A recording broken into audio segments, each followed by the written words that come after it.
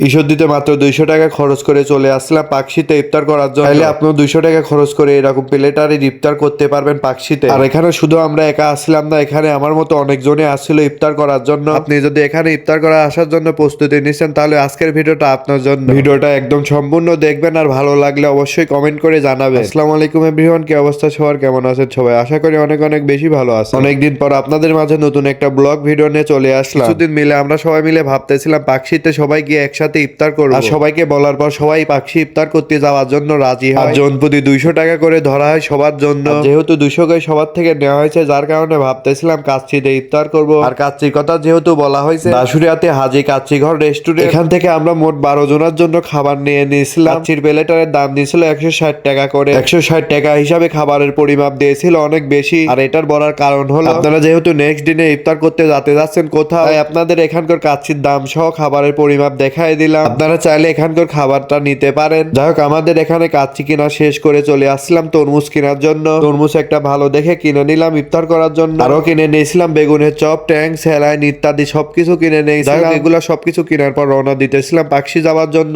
সবাই মিলে এখানে পাকশি এসে সবাই হেঁটে হেঁটে যাইতেছিলাম। এসে সুন্দর একটা প্লেস খুঁজতেছিলাম ইফতার করার জন্য এখানে। আর আমরা ভাবতেছিলাম নদীর পাশে ইফতার করবো। এখানে শুধু আমরা বাদেও আরো অনেকজন ছিল নদীর পাশে ইফতার করতে যাওয়ার জন্য। সুন্দর একটা জায়গা পেয়ে আমরা পদ্মা পেরে সবাই একসাথে বসেছিলাম এখানে। সবাই মিলে বসে একসাথে হাতে হাতে কাজ করতেছিলাম, প্লেটার বানাতেছিলাম এখানে আমরা বাদে সবাই যার যার মতো ব্যস্ত ছিল ইফতারি বানানো নিয়ে। এখানে শুধু ছেলেরা ইফতার করতে আসে না, মেয়েরাও আসে এখানে ইফতার করতে। যাই হোক, আমার এখানে ইফতার বানানো শেষ হয়। আর এটা ছিল আমাদের ইফতারের প্লেটার। প্রত্যেকটা প্লেটারের দাম ছিল মাত্র 200 টাকা করে।